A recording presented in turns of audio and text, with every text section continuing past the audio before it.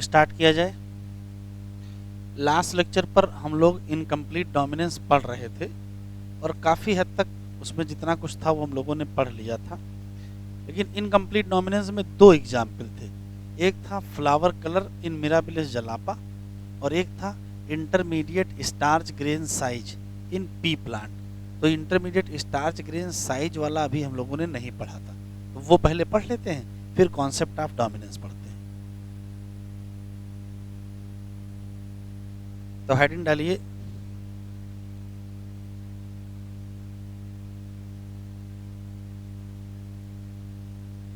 Incomplete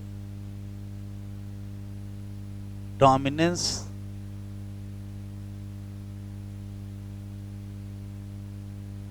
during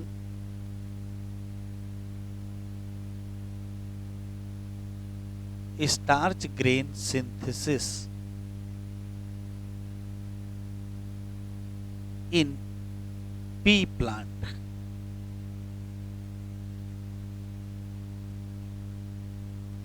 अभी लिखेंगे नहीं, देखेंगे। मटर के पौधे में पी प्लांट में कोई एक जीन है जो कंट्रोल करता है दो कैरेक्टर। एक जीन से दो कैरेक्टर कंट्रोल्ड होते हैं। कौन कौन से? तो एक कैरेक्टर है, उसमें से एक कैरेक्टर है सीड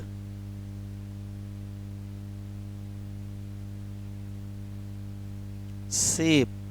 जैसे दो सीड होंगे शेप, एक होगा राउंड शेप और एक होगा रिंकल शेप, ठीक। और दूसरा जो कैरेक्टर ये कंट्रोल करता है वो है स्टार्च ग्रेन का साइज। अब साइज तीन होते हैं, एक large size, large starch grain, एक होता है इंटरमीडिएट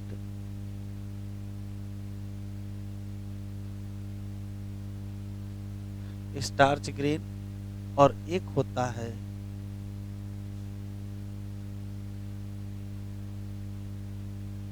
स्टार्च की जो ग्रेन का साइज है वो तीन होते हैं। एक लार्ज होता है, एक इंटरमीडिएट होता है और एक स्मॉल होता है। अगर कोई एक जीन है तो उसके दो क्या होंगे? अलील होंगे। जैसे एक है कैपिटल बी जीन और एक है स्मॉल बी जीन। इनको अलील भी कह सकते हो, अलील ही लिख लेते हैं। कैपिटल बी अलील और स्मॉल बी अलील, ये डोमिनेंट होता है। ये डोमिनेंट है और ये रेसेसिव अलील है। अब आपको पहले से ही पता है कि अलील अगर होंगे तो वो अलीलिक पेयर में होंगे। अलीलिक पेयर में पाए जाएंगे। अलील हमेशा किसमें होते हैं? पेयर में पाए जाते हैं। अब कौन से पेयर होंगे और उनका क्या असर होगा वो देखिए। तो पेयर हो सकता है कि वो पेयर कैपिटल बी का पेयर हो सकता है कैपिटल बी स्मॉल बी का पेयर हो, और हो सकता है स्मॉल बी का पेयर हो। तीन ही ऑप्शन है।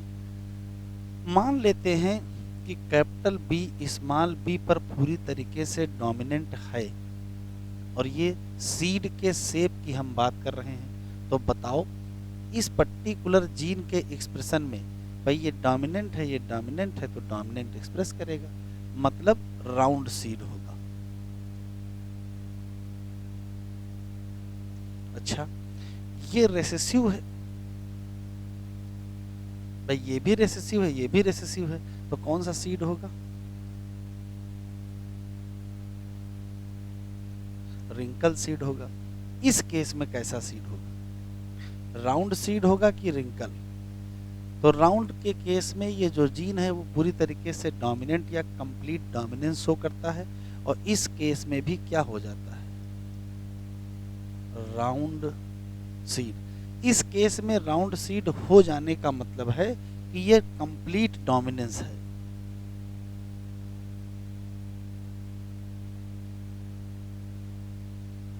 ये कंप्लीट डोमिनेंस है कैपिटल बी का, किसके ऊपर, स्मॉल बी के ऊपर। अब इधर देखो,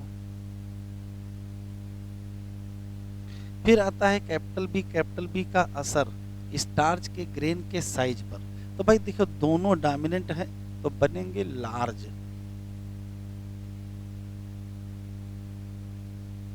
स्टार्च ग्रेन तो बड़े बड़े बनेंगे, और ये दोनों रेसेसिव हैं। अगर दोनों रेसेसिव हैं तो बनेंगे क्या, स्मॉल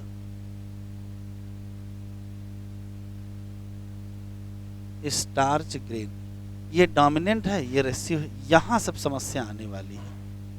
अब ध्यान से सुने क्या भाई, देखो कैपिटल बी स्मॉल बी पर अगर पूरी तरीके से डोमिनेंट होता तो इस केस में भी लार्ज साइज के ग्रेन बनते, लेकिन ऐसा हुआ नहीं। इस केस में बन गए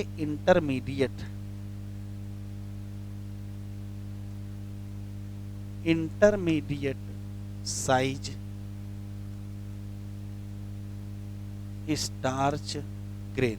अब ये इंटरमीडिएट क्यों बने हैं, क्योंकि कैपिटल बी स्मॉल बी के ऊपर पूरी तरीके से डोमिनेट नहीं कर रहा है। ये क्या है, ये है incomplete dominance of capital B over क्या, स्मॉल बी। तो आप आराम से बताएं कि कैपिटल बी डोमिनेंट अलील है कि कैपिटल बी इनकम्प्लीट डोमिनेंट अलील है। तो ऐसे कहोगे कि यदि हम सीड के शेप को देखेंगे, यदि हम सीड के शेप को देखेंगे तो कैपिटल बी क्या शो कर रहा है, कंप्लीट डोमिनेंस हो रहा है, किसके ऊपर, स्मॉल बी के ऊपर। लेकिन अगर हम ये देखेंगे तो इनकम्प्लीट डोमिनेंस। तो यार अलील तो एक ही है, या तो उसको आप कंप्लीट डोमिनेंट मान लो या तो उसको इनकम्प्लीट डोमिनेंट मान लो। तो यहाँ समझाया गया है कि किसी भी पर्टिकुलर अलील को डोमिनेंट या रिसेसिव ऐसे नहीं माना जाता है। आपका कहना यह है कि दो अलील एक साथ इकट्ठा हों, हेट्रोजाइगस कंडीशन बने, और हेट्रोजाइगस कंडीशन में जो एक्सप्रेस कर जाए वो डोमिनेंट और जो एक्सप्रेस ना करे वो रिसेसिव, यही तो समझते हो। लेकिन यहाँ ऐसा नहीं हो रहा है। तो एनसीईआरटी में लिखा है कि जो डोमिनेंस है वो एब्सोल्यूट फिनोमेना नहीं है। डोमिनेंस रेसिव का रिलेशन पता करना चाहते हो तो पहले तो हेट्रोजाइगस पेयर होना चाहिए, और पेयर के बाद उसका एक्सप्रेशन देखो।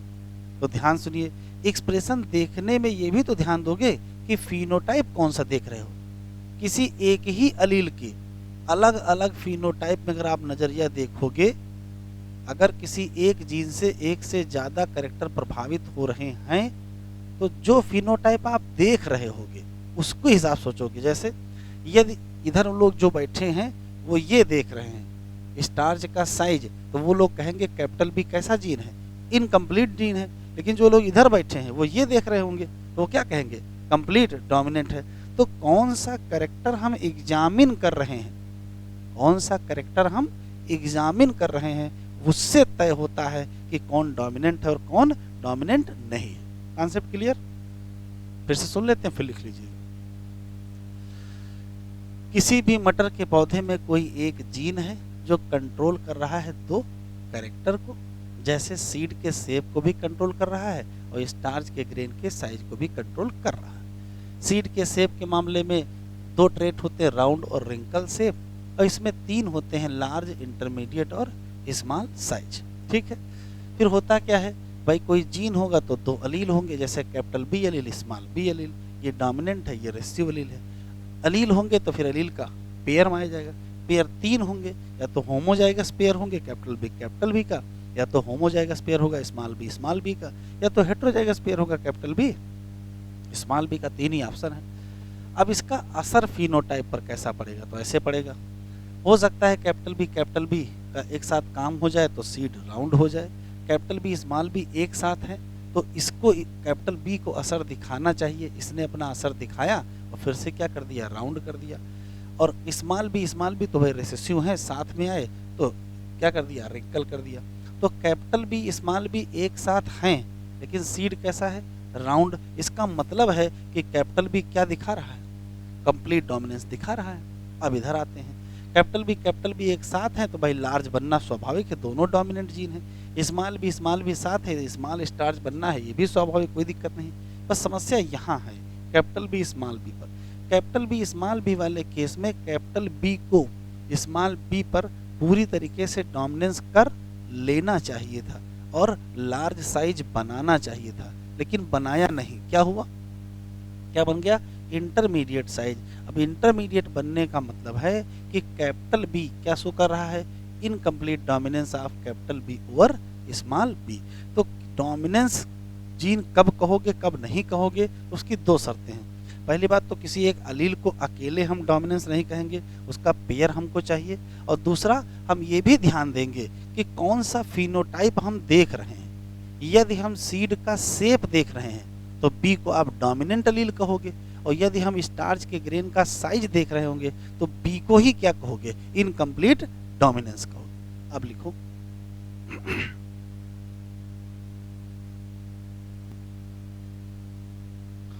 देखो कैसे लिखा है, लिखा है कभी कभार ऐसा होता है, ओकेजनली एक सिंगल जीन प्रोडक्ट प्रोड्यूस करता है मोर देन वन इफेक्ट। सही बात है, एक ही जीन प्रोडक्ट से एक से ज्यादा इफेक्ट देखने को मिल सकते हैं, जैसे मिल गया है।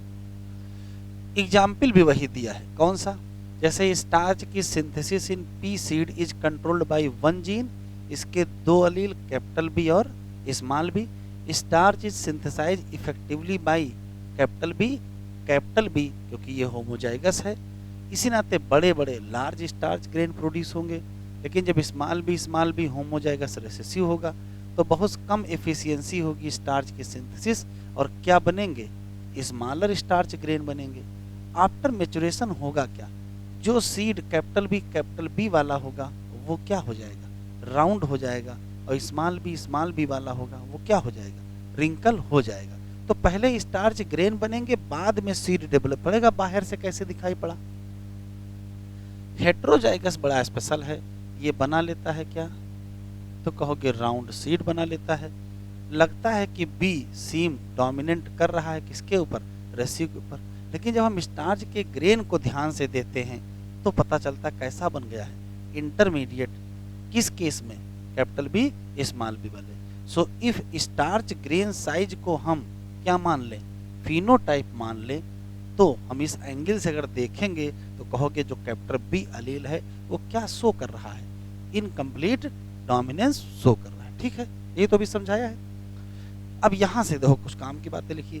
डोमिनेंस जो है वो एक ऑटोनॉमस फीचर नहीं है, dominance is not an autonomous feature of gene या उसके प्रोडक्ट का जो इसमें इंफॉर्मेशन हो। ये वास्तव में किस पर डिपेंड करता है, डोमिनेंस किस पर डिपेंड करता है, तो कहोगे ये डिपेंड ऑन, तो एक बात तो कहोगे जीन के प्रोडक्ट पर, मतलब वो कैपिटल बी है या कैपिटल बी स्मॉल बी है या स्मॉल बी है।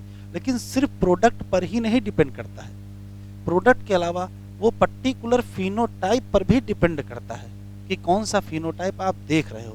ये देखो यहाँ लिखा है, वो particular phenotype that we choose to examine, हम कौन सा एग्जामिन कर रहे हैं। जैसे खासकर ये कब हमको देखने को मिलेगा, जब किसी एक जीन से क्या हो रहे हो, मोर than one phenotype influence by same gene. अगर हम सीड का शेप देख रहे हैं तो कैपिटल बी डोमिनेंट है, और अगर हम वो स्टार्च का ग्रेन देख रहे हैं तो कैपिटल बी क्या है, इनकम्प्लीट डोमिनेंस। तो दो लाइनें यहीं लिख लीजिए इसी में से देख के। पहली लाइन तो ये लिख लीजिए, पहली लाइन ये लिख लीजिए, ओकेजनली यहां तक, ये इतना लिख लीजिए।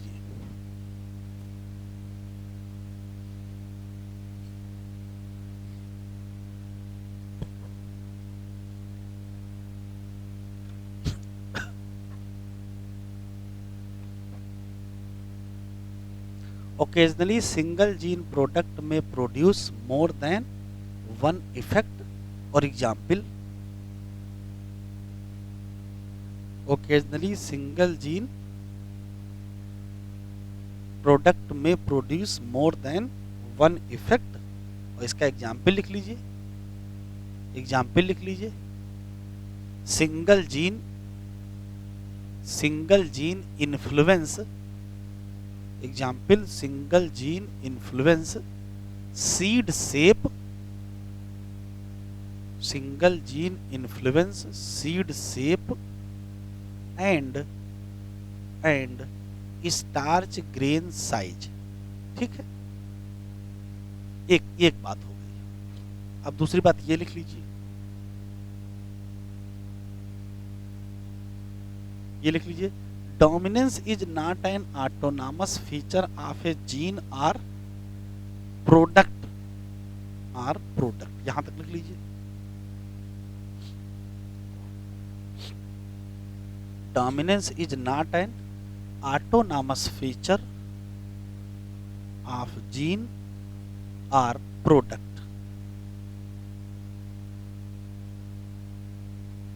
तो फिर डोमिनेंस डिपेंड किस पर करेगा? तो नई लाइन से लिखिए, यहां तक लिख लिया, नई लाइन से लिखिए, dominance depend on, dominance depend on, dominance depend on, जो बोल रहे हैं वो लिखिए, देख के ना लिखिए। Dominance depend on gene product and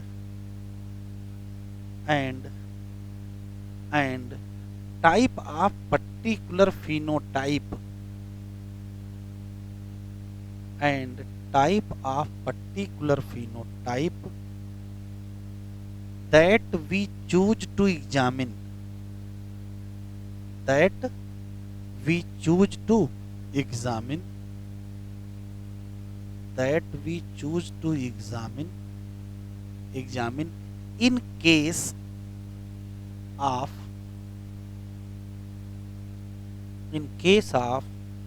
more than one phenotype, in case of more than one phenotype, in case of more than one phenotype influenced by same gene, influenced by same gene।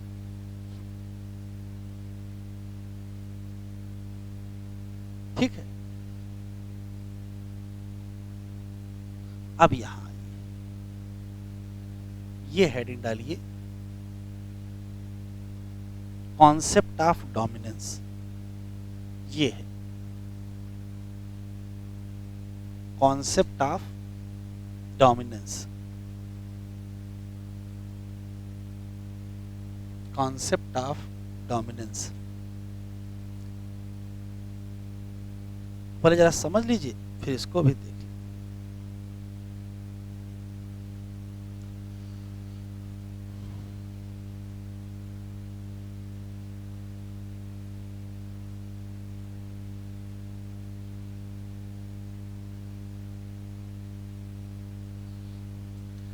Concept of dominance में दो तीन बातें बताई गई, जरा देख लीजिए फिर लिखिएगा। पहली बात तो जैसे मान लेते हैं कि कोई जीन होगा, तो जीन वास्तव में है क्या? तो जीन वास्तव में डीएनए ही तो है। और अगर हम कहें कि जीन एक्सप्रेस कर रहा है, इसका मतलब क्या है? तो इसका मतलब सिर्फ इतना है कि वह जीन एक्सप्रेस करने का मतलब है कि फिर डीएनए से क्या बना लो, आरएनए बना लो, और आरएनए से क्या बना लो, प्रोटीन बना लो, और उस प्रोटीन से फिर कोई एंजाइम बना लो, और उस एंजाइम से कोई फंक्शन करा लो, या इस प्रोटीन से कोई फंक्शन करा लो। तो जीन के एक्सप्रेशन का मतलब ही है कि या तो फिर कोई पर्टिकुलर प्रोटीन बनवा लो, या फिर कोई एंजाइम बना लो, या फिर कोई स्पेशल फंक्शन करवा लो। यही है जीन के एक्सप्रेशन का मतलब। अब किस जीन को हम डोमिनेंट जीन कहते हैं, तो भी लिखिए या नहीं? एनसीईआरटी में ऐसे लिखा है कि कोई भी वाइल्ड जीन या हम उसको नेचुरल जीन कहते हैं। अब ये नेचुरल जीन क्या है? तो कोई भी लिविंग ऑर्गेनिज्म जो वाइल्ड कंडीशन में रहता है, नेचुरल इन्वायरमेंट में रहता है, उसमें पाए जाने वाले जितने जीन होते हैं उन सब को हम नेचुरल जीन या ओरिजिनल जीन या वाइल्ड जीन कहते हैं। ठीक है, और वो नेचुरल कंडीशन में रहते हैं, नेचुरल इन्वायरमेंट को एक्सपोज करते हैं, और जो कुछ होता वो दिखता क्या? तो ये नेचुरल जीन अपना एक्सप्रेस करेगा, इसका होगा नॉर्मल एक्सप्रेशन। जब नॉर्मल एक्सप्रेशन होगा तो बनेगा नॉर्मल एंजाइम। नॉर्मल एंजाइम का मतलब फंक्शनल एंजाइम, यही तो हुआ। फंक्शनल एंजाइम बनेगा और उससे नॉर्मल फंक्शन होगा।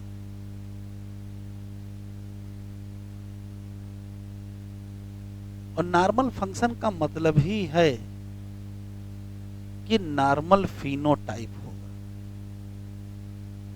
तो यदि किसी पर्टिकुलर ऑर्गेनिज्म में पाए जाने वाले वाइल्ड जीन नॉर्मली एक्सप्रेस करें, अपना प्रोटीन बनावे, अपना एंजाइम बनावे, अपना काम करे, सब कुछ सही हो, तो इसी वाइल्ड जीन या नेचुरल जीन, जिसको कहा जाता है अनमॉडिफाइड जीन,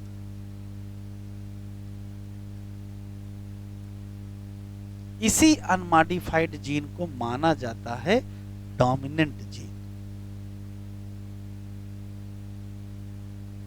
क्या मानते हैं? Dominant gene.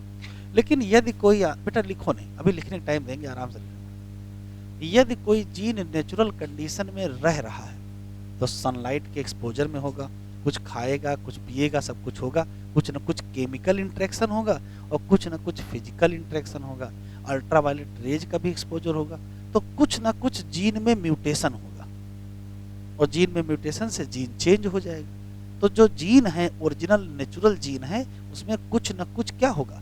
बदलाव होगा। तो जैसे जीन बदलेगा वैसे क्या होगा? तो वैसे दो ऑप्शन है। कभी कभार जीन बदलने के बाद भी इतना बदलाव नहीं होता है कि नॉर्मल एंजाइम ना बने या नॉर्मल फंक्शन ना हो। जीन बदल गया लेकिन फिर भी लगभग लगभग वही एंजाइम बन गया, लगभग लगभग वही फंक्शन हो गया। तो इस बदले हुए जीन को भी हम क्या कहेंगे? डोमिनेंट जीन ही कहेंगे। या तो जीन बदला ना हो वो डोमिनेंट, जीन बदल गया हो लेकिन उसका असर ना बदला हो, भले ही उसमें बेस पेयर में कुछ चेंज आ गया हो लेकिन उसका जो बाहर फिनोटाइपिक एक्सप्रेशन है उसमें ज्यादा चेंज ना आया हो, तो भी उसको हम क्या मानेंगे? डोमिनेंट। लेकिन एक ऑप्शन यहाँ भी ये भी तो है कि जीन में इतना बदलाव हो गया हो, इतना बेस पेयर बदल गया हो कि या तो वो एंजाइम बने ही ना, या तो वो एंजाइम बने ही ना, और अगर बने तो नॉन फंक्शनल एंजाइम बने, मतलब फिर फंक्शन ना हो। तो यदि जीन में बदलाव होने के बाद फंक्शन नहीं हुआ, फिनोटाइप का एक्सप्रेशन वो नहीं हुआ, तो उसी बदले हुए जीन को फिर हम क्या कहेंगे? रेसेसिव जीन कहेंगे। तो इसके बाद या तो अनमॉडिफाइड होगा और दूसरा फिर कौन सा हमको मिलेगा? Modified gene. लेकिन इतना मॉडिफिकेशन नहीं हुआ है कि मॉडिफिकेशन तो हो गया है लेकिन लगभग लगभग नियर नॉर्मल एक्सप्रेशन है। तो कहोगे नियर नॉर्मल एंजाइम बन गया और फिर नॉर्मल ही क्या हो गया? फंक्शन हो गया। तो इस बदले हुए जीन को भी हम क्या कह देंगे? डोमिनेंट जीन कह देंगे। मतलब या तो बदला ना हो तो डोमिनेंट, और बदला हो लेकिन बहुत ज्यादा बदलाव ना हुआ हो तो डोमिनेंट। फिर तीसरा ऑप्शन ये है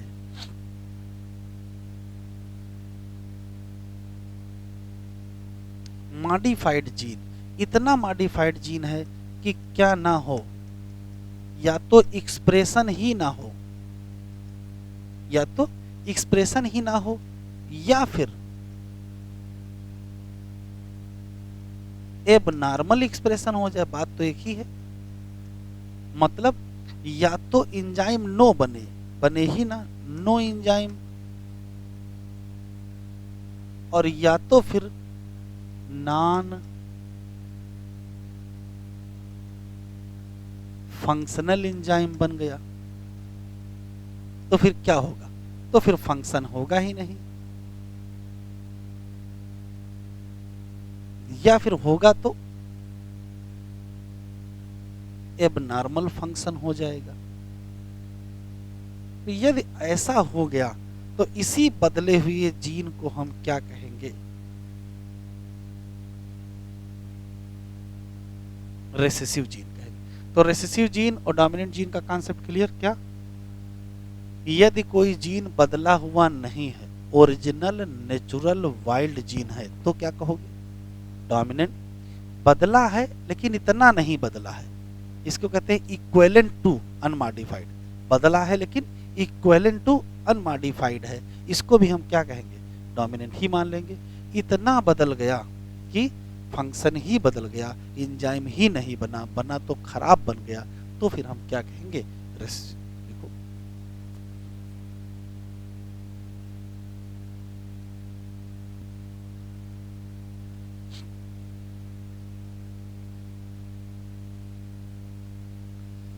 देखो एनसीईआरटी में लिखा हुआ है कि what exactly is dominance. Dominance वास्तव में क्या है? Why is some allele dominant and some are recessive? To tackle these questions, we must understand what is gene does. Gene क्या करता है ये समझो। Every gene you know by now contain, उसमें इंफॉर्मेशन होती है कि एक्सप्रेस करो क्या? किसी पर्टिकुलर ट्रेट को। किसी डिप्लॉयड ऑर्गेनिज्म में 2 कॉपीज ऑफ ईच जीन पाई जाती हैं, और उसको कहते क्या हो? अलील। और these 2 allele need not always be identical. जरूरी नहीं है कि वो कैपिटल बी ही हो या स्मॉल बी ही हो हो सकता कि वो क्या होंगे? वो हेट्रोजाइगस भी हो सकते हैं।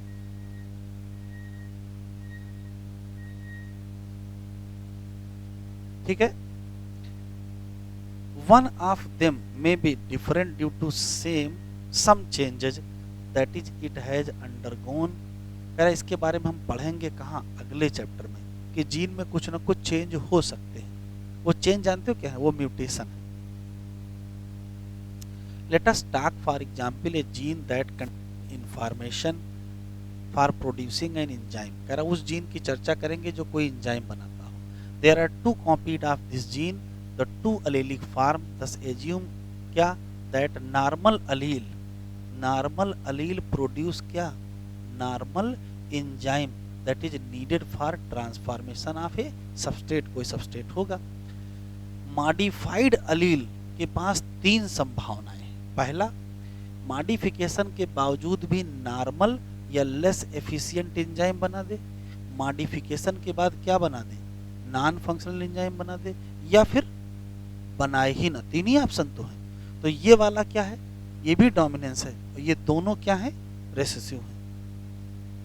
यहां लिखा है इन फर्स्ट केस जो मॉडिफाइड अलील है वो लगभग क्या है?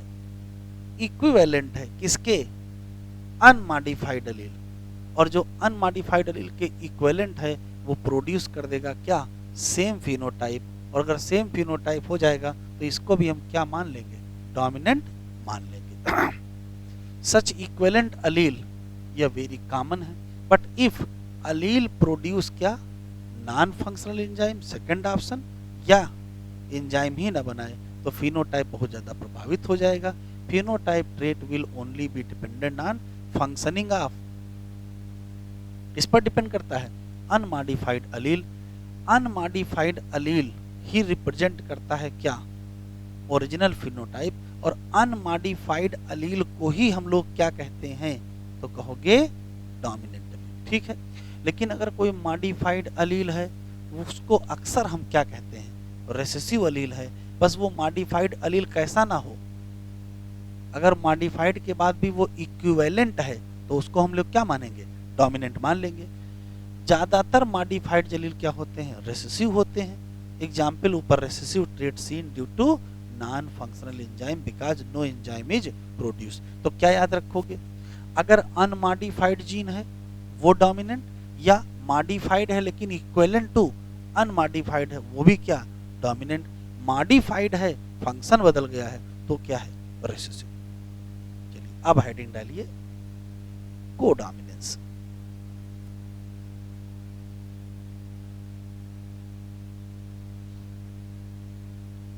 कोडोमिनेंस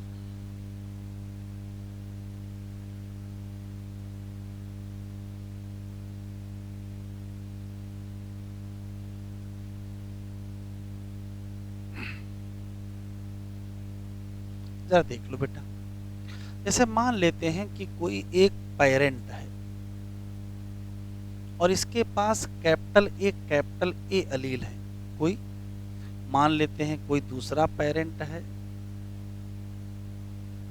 इसके पास स्मॉल ए अलील हैं, ठीक है। इस पेरेंट का कोई ना कोई फिनोटाइप होगा और इस पेरेंट का भी कोई ना कोई फिनोटाइप होगा। जब हम लोग क्रॉस कराएंगे तो बनेगा कैपिटल ए स्मॉल ए, ये तो बनेगा, और इसको हम लोग F1 कहेंगे। ये बताओ इस F1 का फिनोटाइप कैसा होगा? आराम से सोचें, आराम से बताएं। इस F1 का फिनोटाइप इस पेरेंट के जैसा होगा कि इस पेरेंट के जैसा होगा? इस वाले पेरेंट के जैसा होगा। कब? जब डोमिनेंस का फिनोमेना होगा। तो यदि F1 प्रोजनी का फिनोटाइप डोमिनेंट पेरेंट के जैसा हो, तो एक पेरेंट के जैसा हो, तो उसको हम लोग क्या कहेंगे? डोमिनेंस कहेंगे। लेकिन अगर ऐसा ना हो तो देखो क्या होगा। अगर ऐसा हो जाए कि इस पर्टिकुलर F1 का जो फिनोटाइप है वो ना इसके जैसा हो ना इसके जैसा हो, तब तो अभी पीछे पढ़ के आए हैं कि F1 प्रोजनी का फिनोटाइप किसी भी पेरेंट के जैसा नहीं होता है, तो वो क्या होता है? Incomplete dominance. अच्छा, तीसरा नया कॉन्सेप्ट देखो, ऐसा कुछ ना हो जाए कि इसका जो फिनोटाइप है वो बोथ पेरेंट जैसा हो जाए।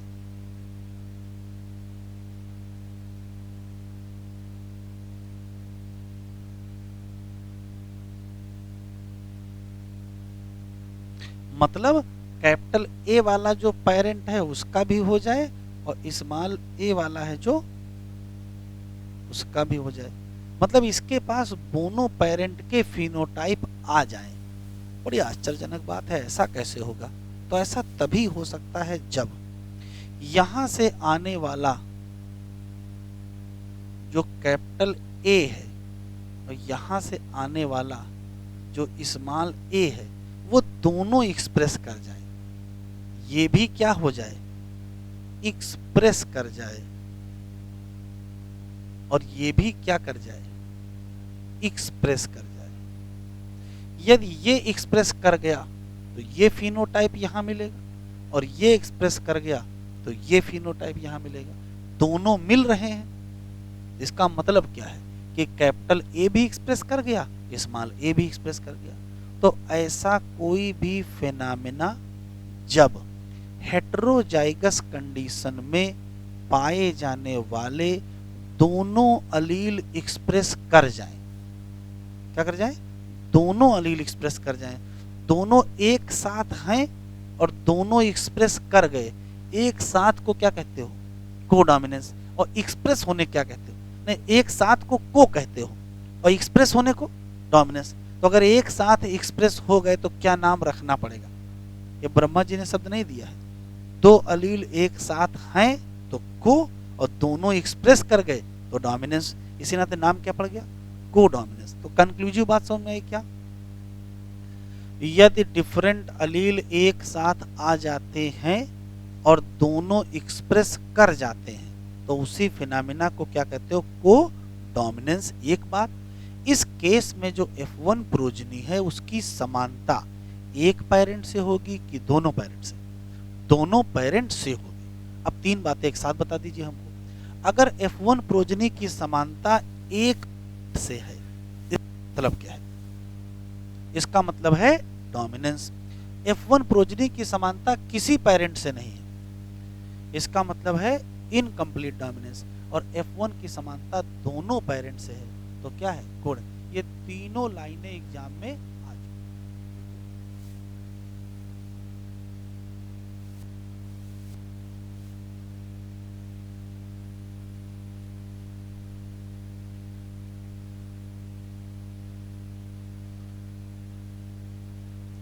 लिख लीजिए, codominance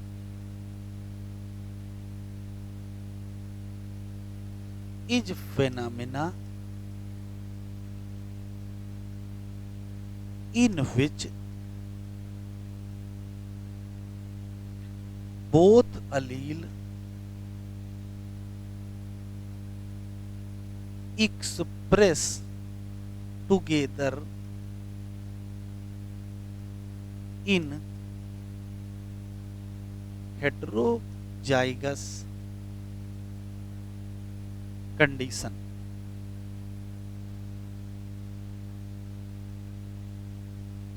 Both allele express together in heterozygous condition। एक बात, इसके एग्जाम्पल कौन से हैं?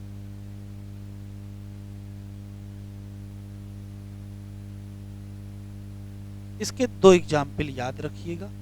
एक हम लोगों में जो ए बी ब्लड ग्रुप है वो इसी का एग्जाम्पल है। A B blood group in human, और दूसरा एग्जाम्पल है sickle cell anaemia in human in heterozygous condition. ये दो एग्जाम्पल हैं और तीन बातें याद कर लेंगे स्पष्ट। यदि F1 प्रोजनी की समानता एक पेरेंट से है तो डोमिनेंस, किसी पेरेंट से नहीं है तो इनकम्प्लीट डोमिनेंस, और दोनों पेरेंट से है तो को डोमिनेंस। देखिए,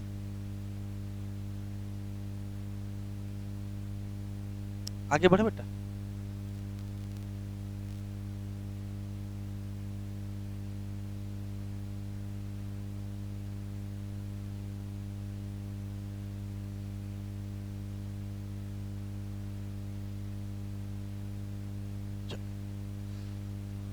तो पॉइंट्स लिख लो।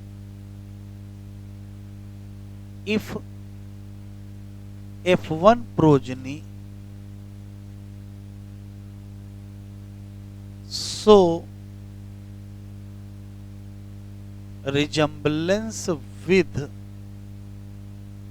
one parent या dominant parent, तो ये क्या है? तो ये है डोमिनेंस।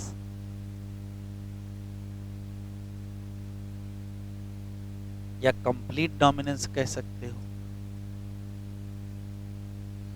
दूसरा है if F1 progeny so resemblance,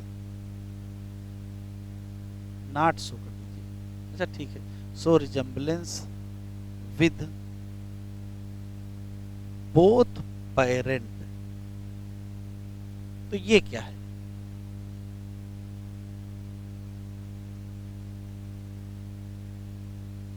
ये कोडोमिनेंस है।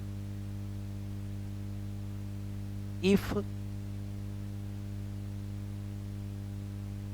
F1 progeny not show any resemblance या resemblance not show resemblance with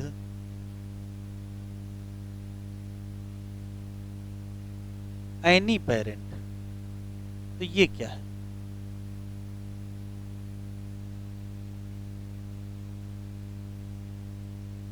incomplete dominance.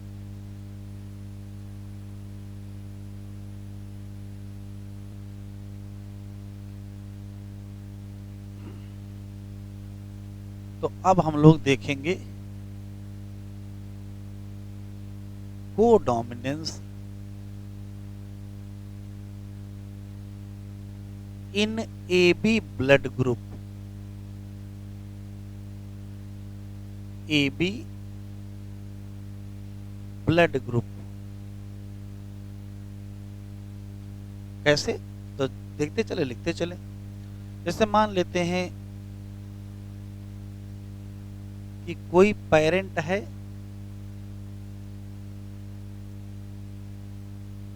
A group का और दूसरा पेरेंट है ए बी ग्रुप का। अगर कोई ए ग्रुप का पेरेंट होता है तो उसमें होता है ए एंटीजन। कहाँ? आरबीसी पर। और कोई बी ग्रुप का होता है तो बी एंटीजन ऑन आरबीसी।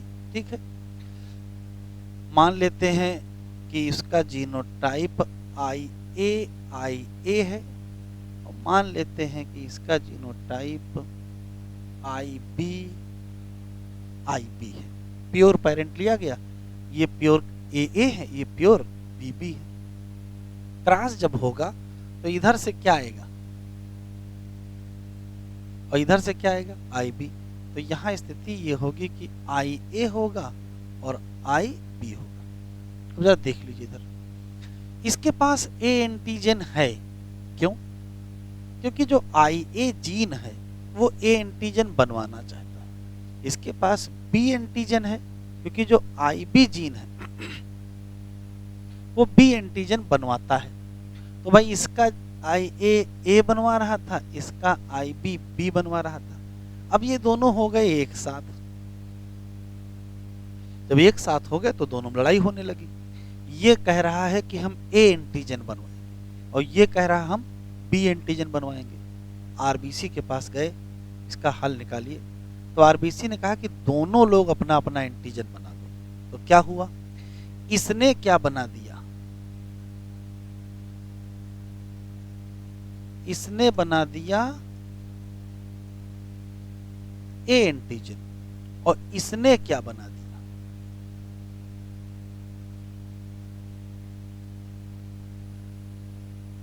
तो बताओ यहां कौन से एंटीजन होंगे? तो कहोगे have both A and B antigen. और अगर किसी में दोनों एंटीजन होते हैं तो उसका ब्लड ग्रुप AB ग्रुप हो गया। अब ध्यान सुनिएगा, इस AB ग्रुप में A एंटीजन है, इसका मतलब ये फिनोटाइप है, और इसमें B एंटीजन है, इसका मतलब ये फिनोटाइप है। इसका मतलब इसके पास दोनों फिनोटाइप है, इस पेरेंट का भी है और इस पेरेंट का भी है। ऐसा क्यों हुआ है? ऐसा इस नाते हुआ है कि IA भी एक्सप्रेस कर गया, IB भी। दो अलील एक साथ हैं और दोनों एक्सप्रेस कर गए, तो ये क्या है? कोडोमिनेंस। तो ऐसा क्यों हुआ है? तो कहोगे बोथ IA एंड IB क्या कर गए हैं? एक्सप्रेस कर गए हैं। और अगर ये दोनों एक्सप्रेस कर गए हैं तो ये है क्या? अभी पीछे समझाए हैं, कोडोमिनेंस। इसी नाते AB ब्लड ग्रुप किसका एग्जाम्पल है? आंसर देंगे कोडोमिनेंस। A एंटीजन हो गए इस पेरेंट के जैसा, B एंटीजन हो गया इस पेरेंट के जैसा, दोनों हैं तो दोनों पेरेंट जैसे हैं। क्यों? क्योंकि दोनों क्या कर गए? एक्सप्रेस कर गए। लिखो,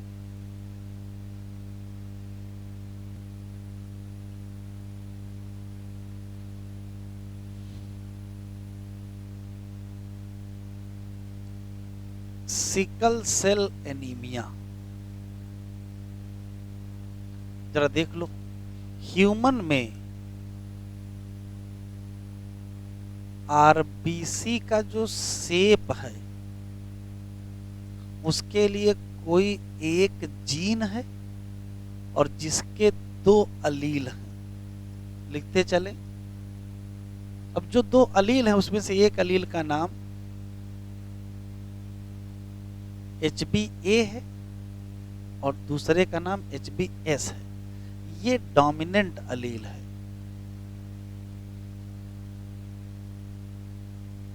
और ये रेसेसिव अलील है। ये चाहता है कि नॉर्मल आरबीसी बने। और नॉर्मल आरबीसी होती कैसी है? तो नॉर्मल आरबीसी होती है बाई कॉन्केव, याद आया? इस टाइप की होती है ना? यही तो नॉर्मल आरबीसी है। और ये चाहता है नहीं,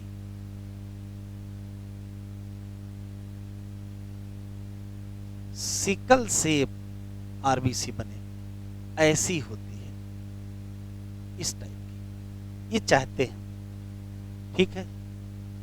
अब चूंकि ह्यूमन डिप्लॉयड ऑर्गेनिज्म है तो 3 ही संभावनाएं होंगी भाई। या तो क्या हो जाएगा, HbA हो जाएगा, या तो क्या हो जाएगा HbS, और या तो क्या हो जाएगा HbA, HbS। यही 3 तो संभावनाएं, और कुछ तो नहीं है। मान लेते ये है जीनोटाइप।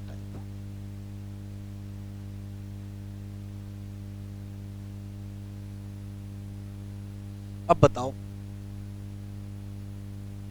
इस केस में ये चाहता है नॉर्मल आरबीसी हो, ये चाहता है नॉर्मल आरबीसी हो, तो नॉर्मल होंगी। तो 100% आरबीसी क्या होंगे?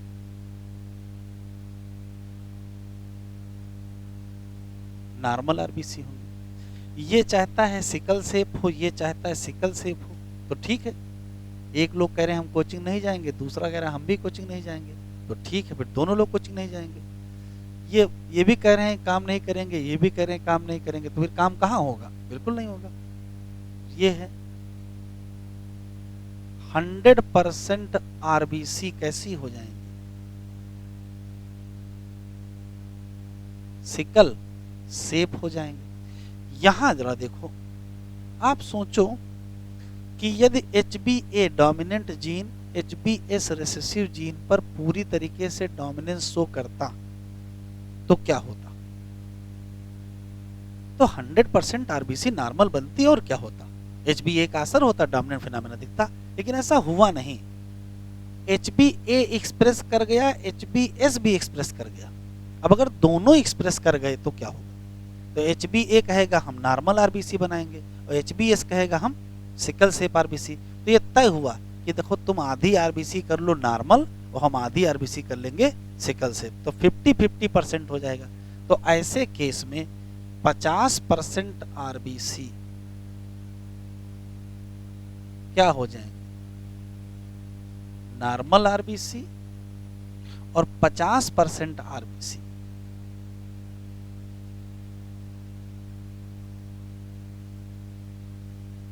Sickle shape RBC. तो बताओ, दोनों एक्सप्रेस कर गए ना? तो अगर दोनों एक्सप्रेस कर गए हैं तो ये है क्या? ये डोमिनेंस है कि कोडोमिनेंस है कि इनकम्प्लीट डोमिनेंस है? तो कहोगे ये कोडोमिनेंस है।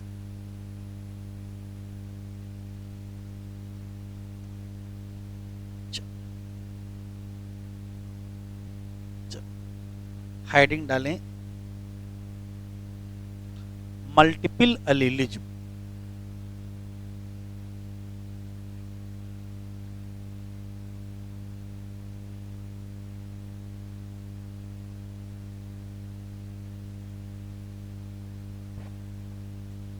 नियम सुन लो क्या है।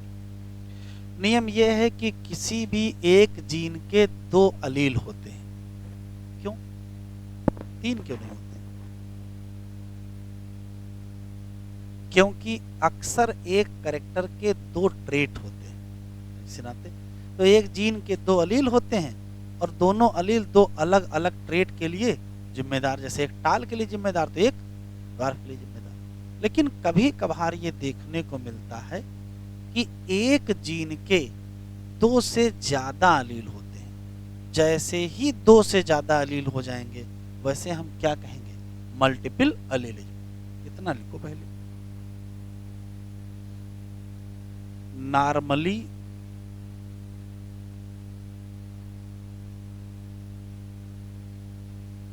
One gene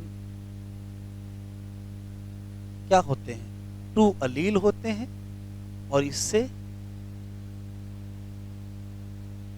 to trait of one character govern होता है, ऐसे होता है। लेकिन कभी कभार सम टाइम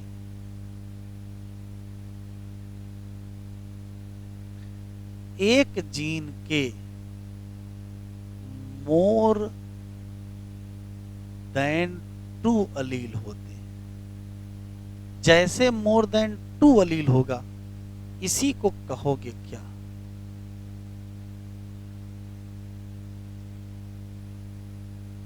मल्टीपल अलीलिज्म। वैसे तो इसके बहुत सारे एग्जाम्पल हैं लेकिन एक एग्जाम्पल जरूर याद रखोगे। एग्जाम्पल है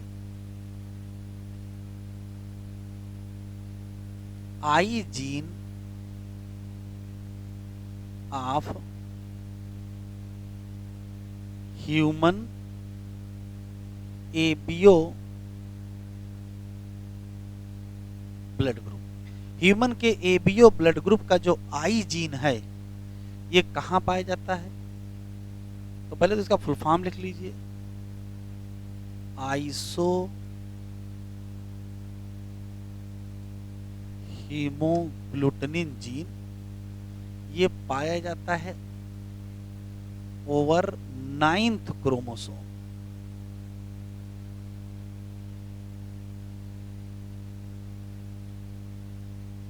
कहां पाया जाता है, 9th क्रोमोसोम पर पाया जाता है।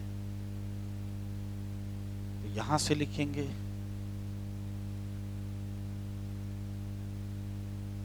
I gene of human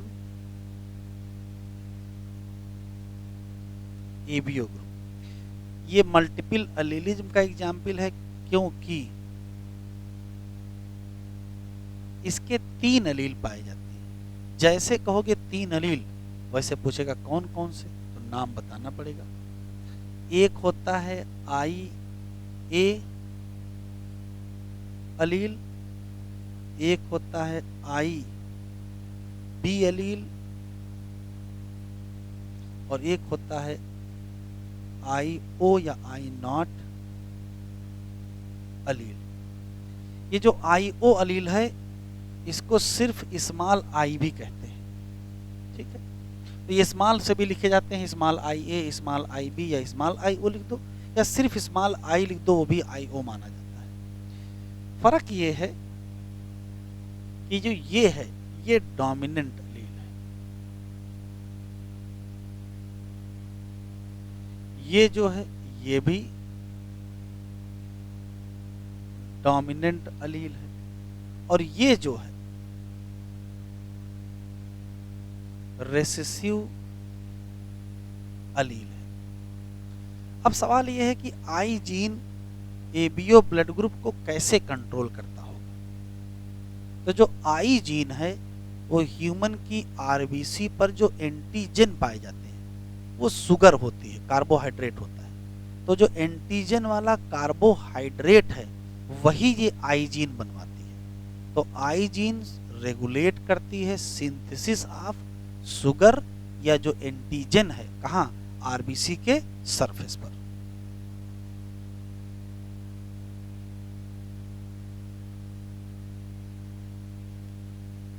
regulate करेगा या कंट्रोल करेगा सिंथेसिस ऑफ शुगर या एंटीजन जो प्रेजेंट होगा कहाँ, प्रेजेंट ऑन आरबीसी सरफेस। तो ये बताओ यदि डोमिनेंट अलील है तो ये कौन सा शुगर बनवाएगा, ये आई ए एंटीजन या ए शुगर बनवाएगा, आई बी एंटीजन या बी शुगर बनवाएगा, और आई ओ ये रेसेसिव है तो ये कोई भी शुगर नहीं बनवाएगा। तो ये क्या कराएगा, फार्म कौन सा, ए एंटीजन ये क्या करेगा, फार्म बी एंटीजन, और ये नहीं बनाएगा, नो फॉर्मेशन ऑफ एंटीजन, मतलब नो शुगर, वो शुगर नहीं बनवाएगा। आई जीन की जिम्मेदारी है शुगर बनवाना आरबीसी की सरफेस पर। आई ए जीन अगर एक्सप्रेस कर गया तो ए शुगर बन जाएगी, आई बी जीन एक्सप्रेस कर गया तो बी शुगर बन जाएगी, और अगर आई ओ एक्सप्रेस कर गया तो शुगर नहीं बनेगी, तो आरबीसी की सरफेस पर एंटीजन नहीं होंगे। इसका रिजल्ट होगा नो एंटीजन ऑन आरबीसी। एक क्वेश्चन और बता दीजिए, ये जो आई ए है, आई बी है या आई ओ है, ये तीनों किसी एक ह्यूमन में पाए जाएंगे? नहीं। क्यों? ध्यान से सुनो, हम लोग डिप्लॉयड ऑर्गेनिज्म हैं, हम लोग डिप्लॉयड ऑर्गेनिज्म हैं, तो क्रोमोसोम पेयर में पाए जाएंगे, तो अलील भी पेयर में पाए जाएंगे, और पेयर में होंगे कितने? दो। तो इस तीन में से कोई दो मिलेंगे, ये संभव नहीं होगा कि ये तीनों आई ए, आई बी और आई ओ तीनों एक ही इंसान पाए जाएंगे, ये संभव नहीं है। ये आया हुआ सवाल है। कितने पाए जाएंगे? कोई भी दो का मिल जाएगा, पेयर मिलेगा क्या? दो का, ना कि क्या हो जाएगा, तीन का। शुरू करें।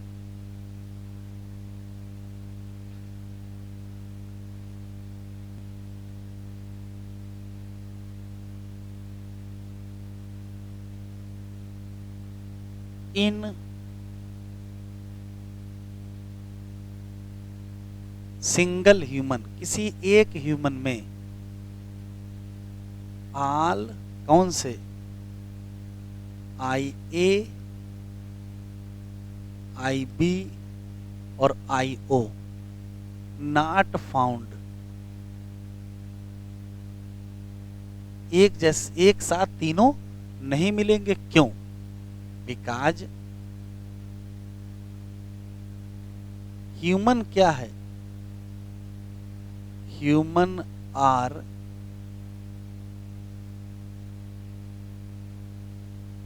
डिप्लॉयड ऑर्गेनिज्म, और अगर ये डिप्लॉयड ऑर्गेनिज्म है तो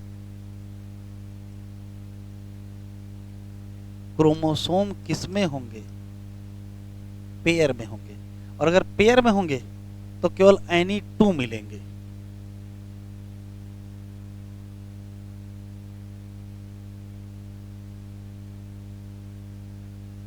इन वन ह्यूमन, इससे ज्यादा नहीं मिल सकते।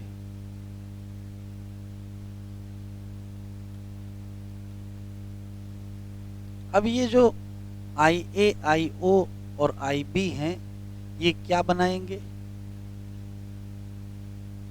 तो कहोगे अलीलिक पेयर बनाएंगे। अब पेयर बताओ कौन से बनेंगे, तो देखते जाओ।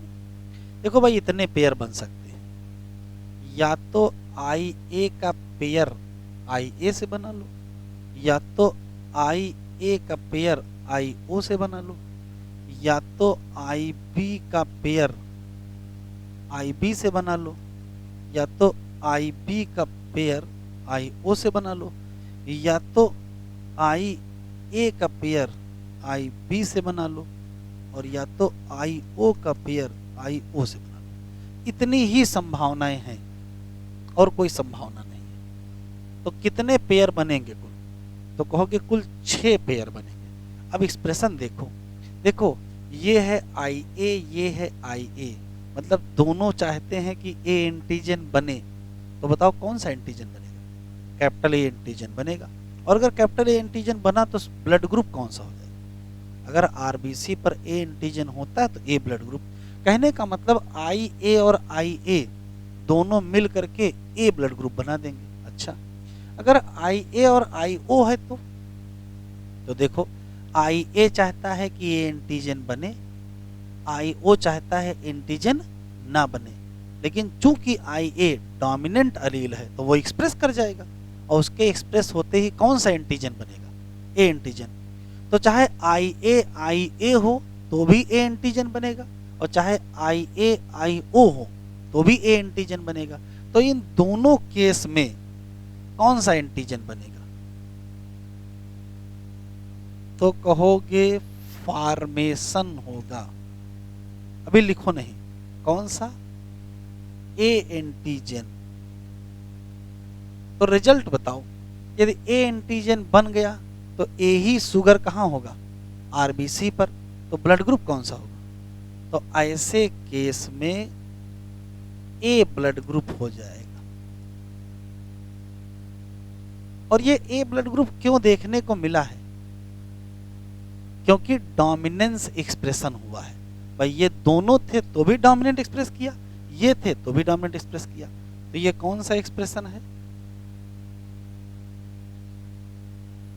Dominant expression. अभी लिखो नहीं, सुन लो। अच्छा इधर आओ, ये है आई बी, ये है आई बी, दोनों चाहते हैं बी एंटीजन बनाना, और दोनों ये चाह रहे हैं तो बन ही जाएगा, कोई दिक्कत नहीं है। तो आई बी अगर एक साथ हैं तो बी एंटीजन बनने से कोई नहीं रोक सकता है। आई बी आई ओ जब है तब, तो आई बी कहता हम बी बनाएंगे, आई ओ कहता हम बनाने देंगे नहीं, लेकिन आई बी जीत जाएगा, क्यों? वो डोमिनेंट है। तो इन दोनों जीनोटाइप में क्या बनेगा? बी एंटीजन बन जाएगा। और अगर बी एंटीजन बन गया तो ब्लड ग्रुप बी। ये बताओ बी ब्लड ग्रुप बना किस फिनोमेना के नाते? तो फिर वही क्या कहोगे? डोमिनेंट एक्सप्रेशन तो होगा। तो इस केस में क्या बनेगा? तो इस केस में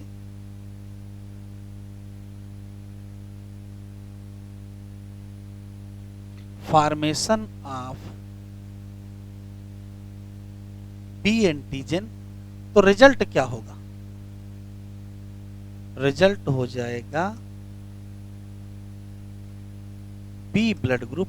और ये है क्या?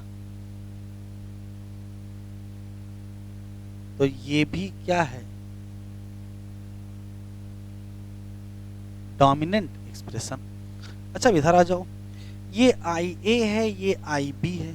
आई ए कहता हम ए एंटीजन बनाएंगे, आई बी कहता हम बी एंटीजन बनाएंगे, और दोनों में से कोई झुकने को तैयार नहीं है, तब तो दोनों एंटीजन बन जाएंगे। और अगर दोनों एंटीजन बन गए तो ब्लड ग्रुप कौन सा हो जाएगा? तो ए बी हो जाएगा। तो इस केस में क्या होगा?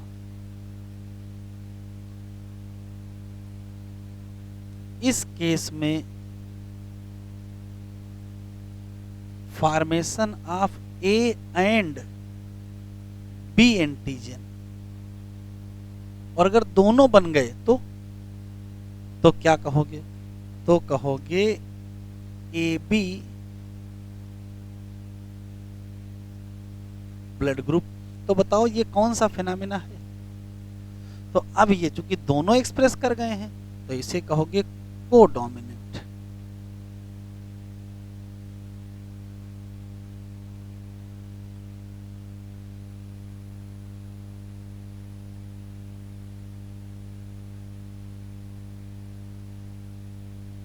कोडोमिनेंस एक्सप्रेशन हो गया। अच्छा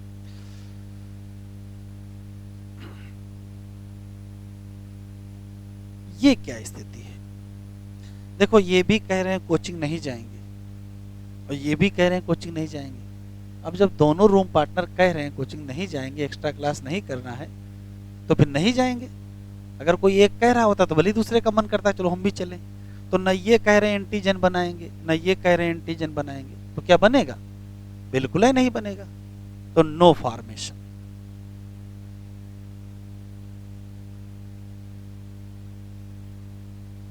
ऑफ एंटीजन ऑन आरबीसी। और अगर एंटीजन नहीं बना तो एंटीजन एब्सेंट हो जाएगा, और अगर एंटीजन एब्सेंट हो जाता है तो हम कहते क्या हैं? तो हम कहते हैं ओ ब्लड ग्रुप। और ओ ब्लड ग्रुप किसका एग्जाम्पल है? तो ये रेसेसिव एक्सप्रेशन है।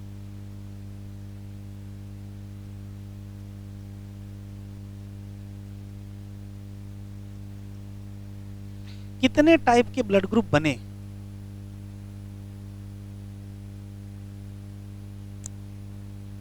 तो कहोगे 4 टाइप।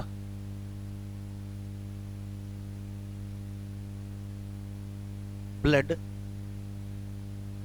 ग्रुप, और 4 टाइप ब्लड ग्रुप का मतलब 4 टाइप क्या है? फिनोटाइप। जबकि कितने टाइप के जीनोटाइप थे? तो कहोगे 6 टाइप जीनोटाइप से बने क्या? 4 टाइप ब्लड ग्रुप। तो आई जीन के कितने जीनोटाइप हैं? आई जीन के कितने जीनोटाइप हैं? तो कहोगे 6 type genotype of I gene. तो ह्यूमन के एबीओ ब्लड ग्रुप इनहेरिटेंस में आई जीन के कितने जीनोटाइप बने? 6। और कितने फिनोटाइप बने? 4। 4 फिनोटाइप, 4 टाइप के ब्लड ग्रुप। कौन से जीनोटाइप से कौन सा ब्लड ग्रुप बनेगा? तो कहोगे इन दोनों से ए ब्लड ग्रुप, इन दोनों से बी ब्लड ग्रुप, इनसे ए बी ब्लड ग्रुप और इनसे ओ ब्लड ग्रुप। लिखो। ये बताओ आई जीन जो एबीओ ब्लड ग्रुप के लिए जिम्मेदार है वो किस किस चीज का एग्जाम्पल है? तो कहोगे वो मल्टीपल एलिलिज्म का एग्जाम्पल है। ठीक, इसमें तो कोई शक नहीं। लेकिन ये डोमिनेंस का भी तो एग्जाम्पल है। भाई डोमिनेंट एक्सप्रेशन दिख रहा है, देखो डोमिनेंट दिख रहा है, तो डोमिनेंट का भी एग्जाम्पल है।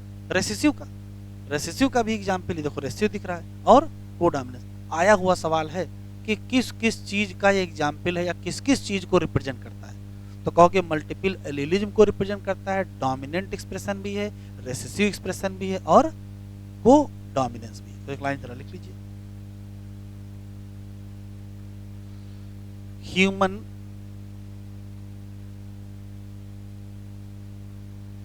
का जो आई जीन है वो कितने जीनोटाइप? फॉर्म 6 जीनोटाइप एंड क्या 4 फिनोटाइप। एक बात। दूसरा, जो आई जीन है वो एग्जाम्पल है किसका किसका? तो कई चीजों का एग्जाम्पल है। ये पहले तो मल्टीपल एलिलिज्म का एग्जाम्पल है, ये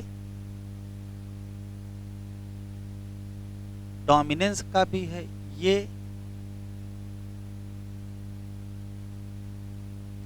रेसेसिव का भी एग्जाम्पल है और कोडोमिनेंस। तो डोमिनेंस एक्सप्रेशन भी ये शो करता है, ये रेसेसिव एक्सप्रेशन भी शो करता है और ये कोडोमिनेंस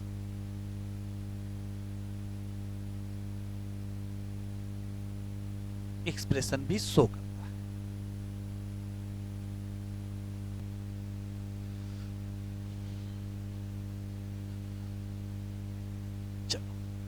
कोडोमिनेंस कह रहा अब तक till now we were discuss cross where F1 की समानता आइदर ऑफ 2 पेरेंट, किसी एक पेरेंट से होती है तो उसको कहते क्या है? डोमिनेंस। और या दोनों पेरेंट के बीच में होती है तो क्या कहते हो? Incomplete dominance. ठीक है। लेकिन but in case of codominance, tick कर लीजिए, बहुत इंपॉर्टेंट है। F1 जनरेशन रिजेंबल विद क्या, both parent. A good example of different type of RBC that determine क्या, ABO blood group in human being. ABO blood group controlled by कौन सा, I gene. Plasma membrane of RBC है जे sugar polymer, जो sugar polymer उसके surface से निकला रहता है और इसको कंट्रोल किया था किसके द्वारा, जीन के द्वारा। आई जीन हैज 3 एलील, कौन सा, आई ए, आई बी और आई। अलील आई ए एंड आई बी क्या करेंगे, produce slightly different form of sugar, मतलब एक आई ए बना देगा, एक ए एलील बना देगा, सॉरी एक ए एंटीजन बना देगा और एक बी, तो बहुत अंतर नहीं होगा, मिलते जुलते होंगे।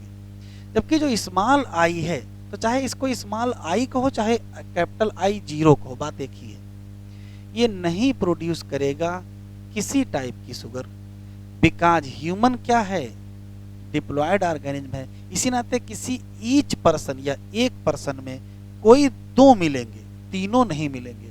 अब कोई 2 of 3 I gene, I A and I be completely dominate कर जाएंगे किसके ऊपर, आई A I be completely dominate कर जाएंगे किस पर, आई पर या आई नॉट पर, ठीक है। In other word I A and I O present only in क्या, अगर आई ए और स्मॉल आई एक साथ हैं तो बताओ कौन एक्सप्रेस करेगा, तो केवल आई ए एक्सप्रेस करेगा, क्यों, because small I does not produce any sugar. और जब आई बी और आई एक साथ होंगे तो केवल आई बी एक्सप्रेस करेगा, क्योंकि वो डोमिनेंस का फिनोमेना है, ठीक है। लेकिन जब दोनों एक साथ होंगे तो क्या कर जाएंगे, तो बताओ किस परिस्थिति में केवल आई ए एक्सप्रेस करेगा, किस परिस्थिति में केवल आई बी एक्सप्रेस करेगा और किस परिस्थिति में दोनों एक्सप्रेस करेंगे। तो कहोगे आई ए आई ओ है तो केवल आई ए एक्सप्रेस करेगा, आई बी आई ओ है तो केवल आई बी एक्सप्रेस करेगा, और आई ए आई बी है तो दोनों एक्सप्रेस करेंगे। दोनों एक्सप्रेस कर गए, अपने अपने शुगर बना दिए। दिस इज बिकॉज ऑफ, इतना समझाने के बाद हेडिंग बताएं क्या है, कोडोमिनेंस।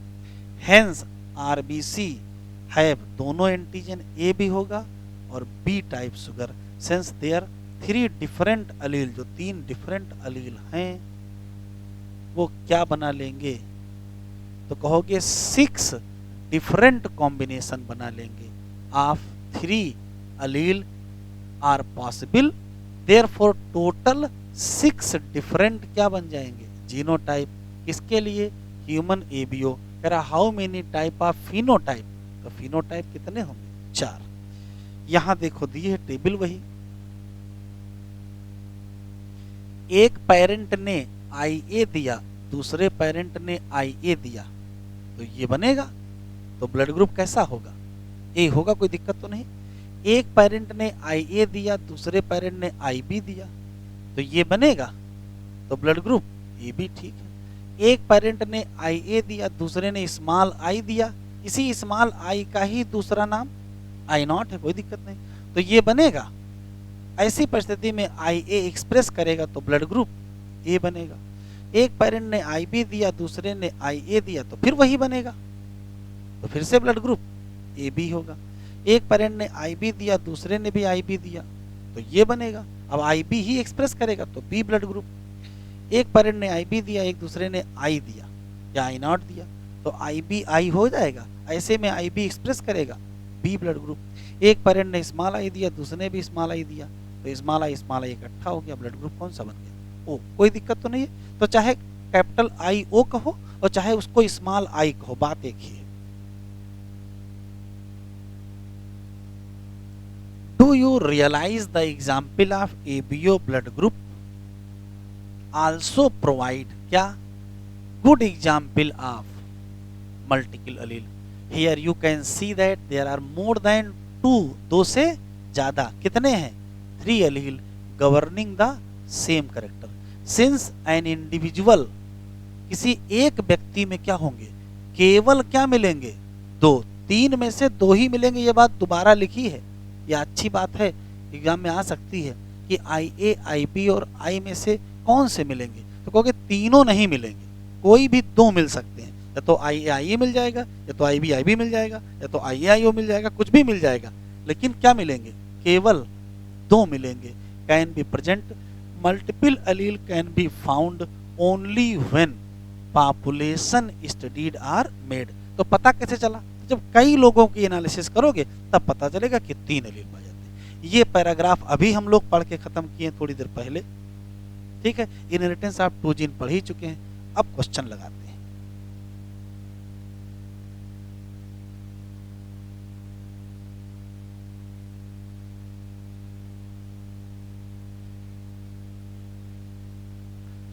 चलिए क्वेश्चन लिखिए।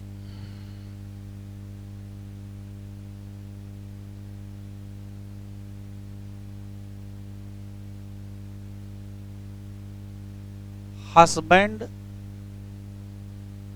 ए group and wife B group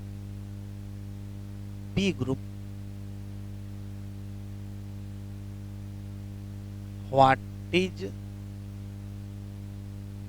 possible blood group of children's?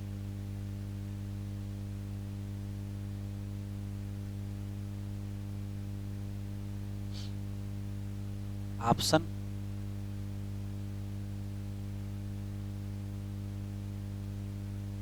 A B only, दूसरा ऑप्शन ए एंड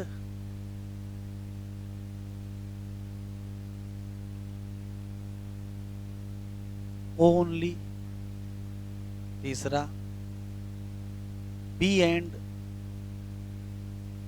ओनली, चौथा A and A B only, पांचवा B and A B only, छठा ए बी ओनली, सातवां A B and O all. Answer ना बताओ। चलो देखते हैं इस क्वेश्चन में कैसे गलतियां होती हैं और कैसे गलत आंसर निकलते हैं।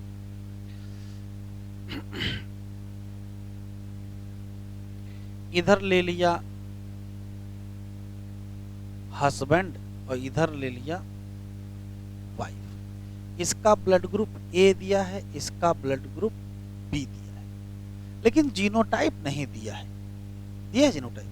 नहीं दिया है। तो ए के जीनोटाइप कौन कौन से हो सकते हैं? तो भाई हो सकता है कि ये आई ए का हो, या हो सकता है ये आई ओ का हो। अच्छा ये इसके पास भी तो 2 ऑप्शन है, या तो आई बी होगा और या तो आई ओ होगा। अच्छा क्वेश्चन में जीनोटाइप तो बताया नहीं है, तो बताओ किसका किसका क्रॉस करा दे। तो देखो किसका किसका करा सकते हैं भाई। हो सकता है अंदर से इसका ये जीनोटाइप हो, अंदर से इसका ये जीनोटाइप हो, ऐसा हो सकता है। तो लाओ क्रॉस करा लेते हैं। इधर लिख लिया क्या आई ए और इधर लिख लिया आई बी। तो जब क्रॉस कराओगे तो रिजल्ट बताओ क्या भाई। इधर से आ जाएगा आई ए और इधर से आ जाएगा आई बी, और ब्लड ग्रुप कौन सा बन गया? A B. और पहले ऑप्शन दिया है, एक ऑप्शन ये, मतलब इतना लगाए ए बी ऑप्शन मिल गया, बहुत खुश हुए और टिक किए घर चले आए। तो पहला तरीका है सवाल गलत करने का ये। दूसरा देखो, मान लेते हैं इसका यही है, लेकिन हो सकता है इसका ये हो, ऐसा भी तो हो सकता है। कर लेते हैं। इधर की तरफ ले लिया आई ए और इधर की तरफ ले लिया आई ओ। अब बताओ तो इधर से तो भाई आई ए ही आएगा, इधर से हो सकता है ये आ जाए, तो क्या बनेगा आई ए आई बी, और इधर से आई ए आई ओ। ये ब्लड ग्रुप कौन सा है और ये कौन सा है? ए। कोई ऑप्शन ये मिल गया, बहुत खुश हुई है ना, ये भी मिल गया, इसको टिक कर देते हैं। ऐसे ही ऐसा भी तो हो सकता है भाई, इधर से ये हो और इधर से ये हो, नहीं हो सकता है। ऐसा भी तो हो सकता है भाई, इधर ये हो इधर ये हो। तो 4 क्रॉस हैं यहाँ, और क्वेश्चन में तो कुछ इंडिकेट नहीं किया है कि कौन सा क्रॉस कराओगे। जो कराओगे वो आंसर यहाँ मिलेगा। पहला कराया पहले मिल गया, ये कराया चौथा मिल गया, अभी कहो ये करा दें भी मिल जाएगा, सारे मिल जाएंगे। तो करोगे क्या? तो ध्यान से सुने, ब्लड ग्रुप के क्वेश्चन में क्रॉस कराने से पहले ये सोचेंगे कि पूछ क्या रहा है। तो क्वेश्चन में लिखा है पॉसिबल, जैसे ही पॉसिबिलिटी पूछेगा तो मैक्सिमम पॉसिबिलिटी आपको निकालना है कि क्या क्या हो सकता है। तो मैक्सिमम पॉसिबिलिटी निकालने के लिए अगर हमारे पास हेटेरोजाइगस जीनोटाइप संभव है तो हम उसी से क्रॉस कराएंगे। हैं यहाँ चारों संभावनाएं, लेकिन क्रॉस हम सिर्फ इसका क्रॉस इससे कराएंगे बस, बाकी नहीं कराएंगे। क्योंकि क्वेश्चन में क्या कहा है? पॉसिबिलिटी। तो यदि पॉसिबिलिटी पूछ लिया है और आपके पास संभावनाएं हैं 4 क्रॉस कराने की, तो कौन सा कराओगे? तो हेटेरोजाइगस कराएंगे। अब तो फिर इनको सबको मिटा देते हैं, तो कराएंगे कौन सा? इधर की तरफ क्या ले लेंगे? आई ए आई ओ, और इधर की तरफ क्या ले लेंगे? आई बी आई ओ। अब कराओ। तो भाई इसको इसके साथ ले लोगे तो क्या होगा? आई ए आई बी। इसी को पकड़े रहो, इसके साथ ले लो आई ए आई ओ, इसको इसके साथ करा दो, क्या लिखोगे इसको? तो इसको आई ओ आई बी लिखोगे, कोई दिक्कत तो नहीं। वो चाहे ऐसे भी लिख दो तो भी कोई फर्क नहीं पड़ता है, लेकिन जैसे लिखा वैसे लिख लेंगे। और इसको इसके साथ ले लो तो क्या होगा? आई ओ आई ओ। जरा बताओ ये कौन सा ब्लड ग्रुप है? ये है ए बी। ये कौन सा है? ए। ये कौन सा है? भाई चाहे आई ओ आई बी लिखो, चाहे आई बी आई ओ, उससे कोई फर्क पड़ेगा? कोई फर्क नहीं पड़ेगा। ये कौन सा ब्लड ग्रुप है? बी। और ये कौन सा है? ओ। तो बताओ कौन सा संभावना है? चारों संभावनाएं हैं, तो आंसर कौन सा हो जाएगा? ए बी एंड ओ। तो हम कोई भी क्रॉस करा लेंगे तुरंत आंसर मिलेगा, ठीक है? तो तुरंत क्वेश्चन गलत हो जाएगा। क्या करना है? तो यदि संभावना मिली है, संभावना पूछ रहा है और आपके पास हेटेरोजाइगस है, तो आप किससे करा दोगे? हेटेरोजाइगस से। लिखो। क्वेश्चन है कि B blood group man marriage to A blood group women, first child has B blood group, the genotype of child is. 4 option दिए हैं, I A I O I B I O I A I B I B I B. अब ये कैसे करेंगे? तो दूसरी चीज जो हम लोगों को सीख लेना है कि ब्लड ग्रुप के सभी सवालों में क्रॉस नहीं कराया जाता है। जैसे यहां बगैर क्रॉस कराए आपको आंसर निकालना है। ब्लड ग्रुप के सभी सवालों में क्रॉस नहीं कराया जाता है, ठीक है? पहले क्वेश्चन में ये सीखा है कि अगर हमारे पास मौका हो तो हम किससे क्रॉस कराएंगे? हेटेरोजाइगस से। इसमें यह सीखना है कि क्रॉस नहीं कराना है, आंसर निकालना है। देखो मैन का ब्लड ग्रुप क्या है बेटा? बी है। मतलब क्या बताएं तुम लोगों को। और वोमेन का ब्लड ग्रुप क्या है? ए। और इन दोनों के क्रॉस से जो बच्चा है उसका ब्लड ग्रुप बी है, यही तो कहा गया है। और इस बी ब्लड ग्रुप का जीनोटाइप आपसे पूछा गया है। ये बताओ किसी का अगर ब्लड ग्रुप बी है तो जीनोटाइप क्या होंगे? तो या तो आई बी और या तो आई बी, और कोई तो ऑप्शन नहीं है, यही ऑप्शन है। तो यहाँ 4 ऑप्शन है। एक ऑप्शन ये दिया है आई ए आई ओ, ये तो हो नहीं सकता है। एक ऑप्शन ये दिया है आई ए आई बी, ये तो हो नहीं सकता है। 2 ही ऑप्शन बचे। तो अगर अंधी लगाना हो तो कम से कम ये 2 तो नहीं लगाओगे, हैं? इतना तो दिमाग लगा ही लोगे। अब ये जीनोटाइप हो सकता है तो ये जीनोटाइप है। अब ये बताओ, हम मान लेते हैं कि ये जीनोटाइप है, मान लेते हैं ये जीनोटाइप है। तो ये जीनोटाइप कब संभव है? ये तभी संभव है कि जब यहां से आई बी आया हो और यहां से भी आई बी आया हो, तभी तो हो सकता है। क्या इसके पास आई बी है? आई बी है नहीं। इधर से तो कंफर्म है क्या आया होगा, आई बी आया है। अब इधर से क्या आया होगा? यहाँ 2 ही ऑप्शन है। जिसका ए ब्लड ग्रुप है वो 2 चीज भेज सकता है, या तो वो आई ए भेज सकता है या तो वो आई ओ। अगर ये आई ए भेज देगा तो फिर ये ए बी ब्लड ग्रुप हो जाएगा। तो अब बचा क्या?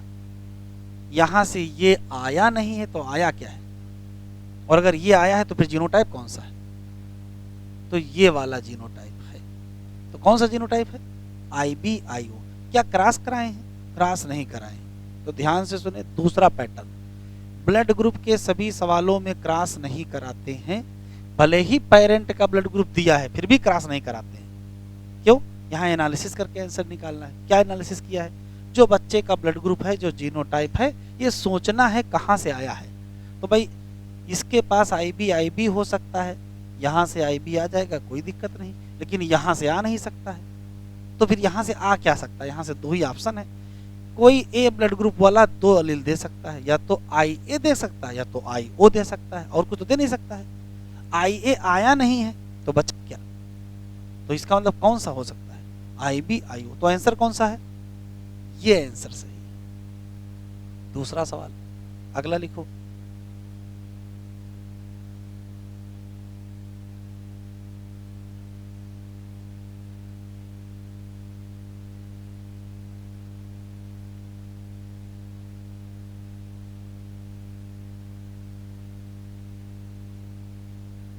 लिखें?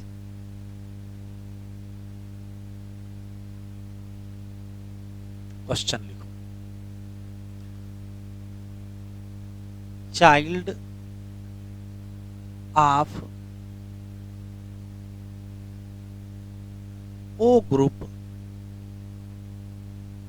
Have B group mother. What is blood group of father? Answer न दो, दिमाग लगाओ। तो फिर तीसरी सीख, ब्लड ग्रुप में हमेशा क्रॉस नहीं कराते हैं। अब देखो दिया क्या है, तुम्हारे पास 3 इंफॉर्मेशन है। मदर का ब्लड ग्रुप दिया हुआ है, कौन सा? बी। फादर का ब्लड ग्रुप पूछा गया है, और बच्चे का ब्लड ग्रुप दिया है, कौन सा? ओ। अब देखो कैसे निकाला जाता है। तो कभी ये नहीं करेंगे कि लाओ इन दोनों का क्रॉस करा दें और इनका ब्लड ग्रुप निकाल लें, ऐसा मत करिएगा। हाँ भाई, कुछ भी कर सकते हो कि लाओ मदर और बच्चे का क्रॉस कराते हैं और पापा का क्या निकालते हैं? ब्लड ग्रुप निकालते हैं। तो ऐसा होना नहीं है। ब्लड ग्रुप में हमेशा क्रॉस नहीं कराते हैं, एनालिसिस करते हैं। देखो क्या करेंगे, इसका अगर ब्लड ग्रुप ओ है तो इसका जीनोटाइप बताओ क्या होगा? आई ओ यही तो होगा। सिर्फ ये बता दो, इसमें से आधा कहां से आया होगा? आधा आया होगा मदर से, और आधा कहां से आया होगा? फादर। तो फादर के पास क्या होना कंपलसरी है? आई ओ होना कंपलसरी है। अब बताओ फादर का ब्लड ग्रुप क्या हो सकता है? तो फादर के पास भाई हो सकता है कि आई ए आई ओ हो, नहीं हो सकता है? हो सकता है। अच्छा, हो सकता फादर के पास आई बी आई ओ हो तो भी तो भेज सकता है, और हो सकता फादर के पास आई ओ हो। अच्छा, अगर फादर के पास ये होता IA IB, तब ऐसा हो सकता था। तो फादर के पास ये संभव नहीं है, ये संभव है, ये संभव है, ये संभव है। तो फादर का ब्लड ग्रुप पॉसिबल है क्या? तो कहोगे ए भी पॉसिबल है, बी भी पॉसिबल है और ओ भी पॉसिबल है। और अगर ये क्लेम कर रहे हैं कि इनका ब्लड ग्रुप AB है, तो ये फादर नहीं है।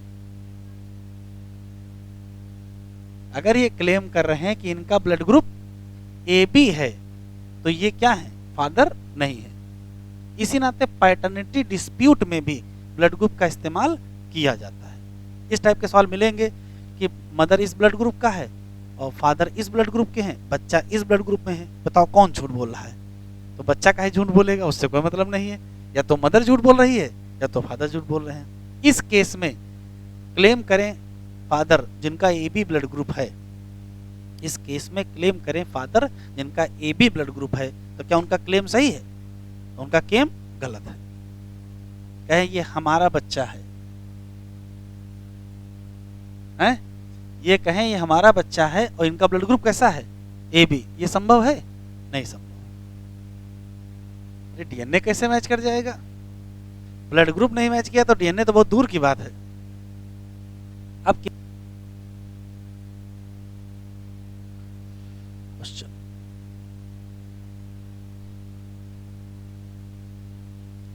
AB group boy and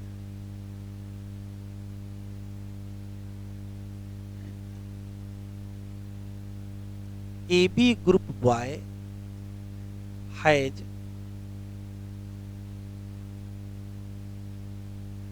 O group sister. What is blood group of parents? Pen जलाओ, देख लेते हैं कैसे किया जाएगा। तो मान लेते हैं कि एक पेरेंट ये है, दूसरे पेरेंट ये हैं। इसमें कोई एक मदर है, कोई एक फादर है। इनके ब्लड ग्रुप दिए नहीं हैं, लेकिन इनके बच्चों के ब्लड ग्रुप दिए हैं। बॉय एंड गर्ल, ये भाई बहन है। बच्चे का इसका ब्लड ग्रुप क्या है? AB है और इसका ब्लड ग्रुप O है। तो इसका जीनोटाइप क्या होगा? IA IB। और इसका जीनोटाइप, तो इतना तो कंफर्म है कि जो जहां से आए हैं उनको बस वहीं पहुंचाना है। इसमें से आधा कहां से आया होगा? आधा आया होगा एक पेरेंट से और आधा आया होगा, तो पहुंचा तो जहीं से आए थे। एक IO यहां लिख दो, एक IO यहां लिख दो, होगा तभी तो भेजे होंगे। अगर इनके पास IO है, इसका मतलब इस पेरेंट के पास भी IO रहा होगा, इस पेरेंट के पास भी IO रहा होगा। लेकिन बगल में ये स्थिति है। अब इसका आधा कहां से आया होगा? तो मान लेते हैं ये वाला हिस्सा यहां से आया होगा, तो फिर ये वाला हिस्सा यहां से आया होगा। उल्टा भी हो सकता है, कोई दिक्कत नहीं। पेरेंट लिखा, कोई मेल में लिखा नहीं। तो अगर यहां से आया होगा तो यहां क्या लिख दोगे? IA लिख देंगे। और यहां क्या लिख दोगे? IB भी लिख दोगे। तो पेरेंट कैसे हो जाएंगे? तो अगर IA यहां लिख दोगे तो ये A ब्लड ग्रुप का हो जाएगा, तो IB यहां लिखना पड़ेगा, ये B ब्लड ग्रुप का हो जाएगा। अगर इस IB यहां लिखोगे तो IA यहां लिखोगे। कहने का मतलब पेरेंट क्या होंगे? तो पेरेंट का ब्लड ग्रुप, आंसर जो लिखोगे तो पेरेंट का blood group A and B होगा। और जीनोटाइप IA IO और IB IO। समझ में आया कैसे किया? हमेशा आधा वही पहुंचा दो जहां से आया है बस।